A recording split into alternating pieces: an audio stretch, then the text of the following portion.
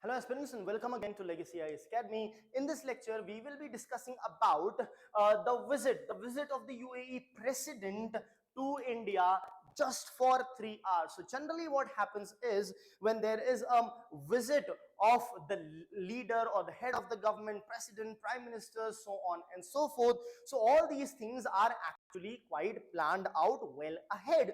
And these visits generally last for a couple of days to few days. However, what has happened recently is the UAE, that is United Arab Emirates president, he visited India just for 3 hours. And the interesting thing here is the journey that he took via flight from UAE to India was actually longer than the duration of his visit.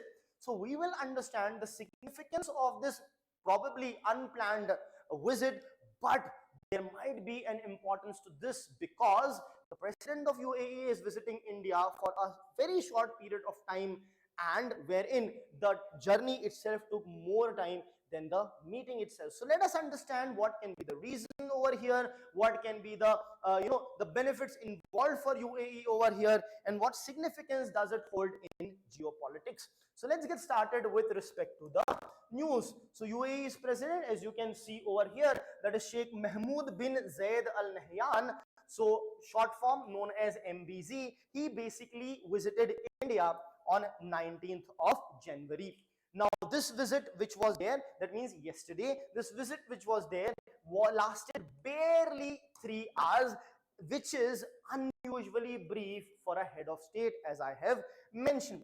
Now this is the fifth visit to India in 10 years. So he visited fifth time in 10 years, and it was the third time that he visited as the UAE president. Now this is as good as a surprise visit which was announced just one day in advance. So it was not planned, it was surprise, but of course before visiting you inform. So just one day before it was informed. So let us understand what was the outcome, what was the need of this, and what was the outcome of this, which will tell us as to why this visit is attracting so much of attention, right? So first thing, the very extremely short duration of the visit despite the travel time being longer. Now he flew over 6 hours for just a 3 hour of engagement, right? Now here, many times it so happened that our prime minister not necessarily greet or meet or receive, meet is a different thing, or even receive the guest. However, here our honorable prime minister Mr. Modi, he personally received him at the air force station at Palam. Now because of this, it indicates a very high strategic urgency, right, and not just a ceremonial or an artificial diplomacy. So the visit for the UAE president was also quite important, and that he is coming was also important for India. That is why our own prime minister went on to receive him. Now let us look at what has been the key outcome of this visit. So there has been a review of entire spectrum of India UAE relations. So this spectrum of India UAE relation deals with defense, very important, energy, extremely important. In addition to this, space, nuclear technology, and infrastructure and finance. So infrastructure and finance quite important with respect to economy, but these things hold way more importance, the top four, as you can see. So the nature of this visit was of course short, but it was completely well focused, outcome oriented, and a very strategic one. As you can see, the discussions that took place were quite important. So one of the strategic defense partnership, if we talk about, so between UAE and India, so signing of LOI, this is letter of intent. Letter of intent means you are showing your intention to carry out a certain project. So letter of intent was signed for a strategic defense partnership. Now the proposed areas of this was co-manufacturing. That means India and UAE will manufacture together with respect to defense equipment. There will be joint research and development that will be carried out. Very, very important again. Now India's reassurance over here is the partnership will not alter India's West Asia neutrality. This is very important.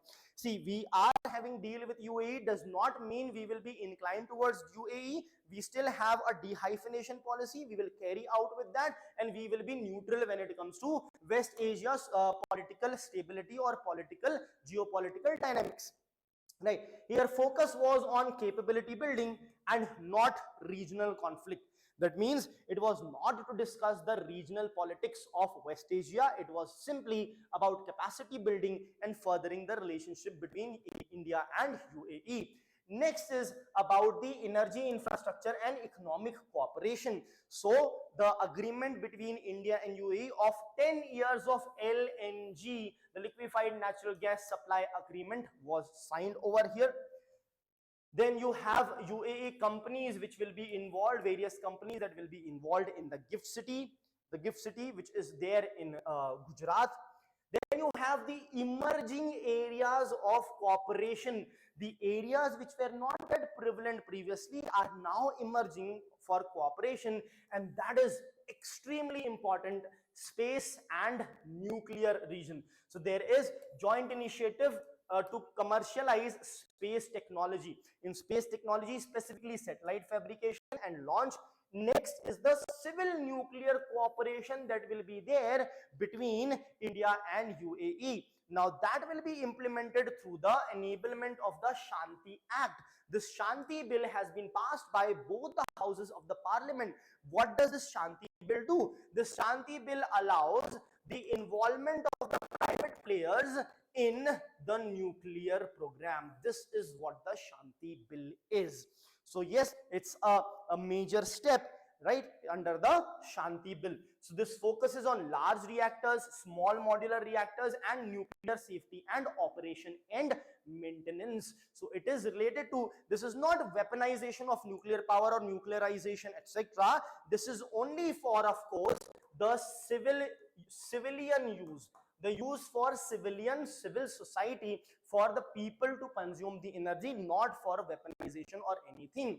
Next is the counter-terrorism and financial security. So here there has been a strong condemnation of terrorism in all forms. Very important. Why this is important? Because USA always tries to discriminate between good terrorism and bad terrorism, even on the United Nations platform. But India has always maintained one thing, that terrorism can never be good. Terrorism is terrorism. You cannot have differentiation wherein you say this is good terrorism, this is bad terrorism, these are good terrorists, these are bad terrorists. Nothing like that. As a result of which, this is strong condemnation coming, and India has gathered a lot of support in this kind of perspective towards terrorism. Here UAE is also, along with India, strongly condemning terrorism of all forms, no matter what. And there is an agreement to strengthen the cooperation under the FATF, that is Financial Action Task Force, which tries to curb the funding that the terrorism or the terrorist organization receives from various corners of the world. Now, let's understand what is the geopolitical reason, probable geopolitical reason behind this. So you have the rising UAE-Saudi tension over Yemen. Now you can see UAE is somewhere here, you have Saudi Arabia over here, and this is Yemen. Now this is the Saudi army which is involved round about Yemen, as a result of which there is tension between UAE and Saudi Arabia. So that is a very important thing over here. India is an emerging superpower, so India being on side of course India will not take side. India always sides from the things for the things that are right, but here India can play a mediating role between the two countries, right? Then you have the Saudi-Pakistan defense alignment concerns as well. So Saudi is aligning with Pakistan, which is a concern again for UAE, and Saudi aligning with Pakistan is also a concern for India. But yet again, so here it shows importance of the geopolitics. So fear of potential Iran conflict is also over there. So what does UAE seek? A non-ideological, reliable security partner. So UAE is seeking someone who is neutral, someone who believes in what is right, what is wrong, and so differentiates between right and wrong, and not just simply takes a side and keeps on doing whatever is being asked to do. So India is that strong partner who believes in doing the right thing with respect to the international rules and regulation. Now, what is the strategic significance for India of this visit? It reflects India's growing role as the net security provider, that too in West Asia, enhances India's influence in West Asian politics, in fact West Asian geopolitics, that is quite important. And then it aligns with the multi-alignment strategy, energy security, and helps in the defense indigenization of India as well. India relies quite heavily with respect to energy in West Asia, so this is going to be another way, another step forward for India with respect to energy security as well. Thank you.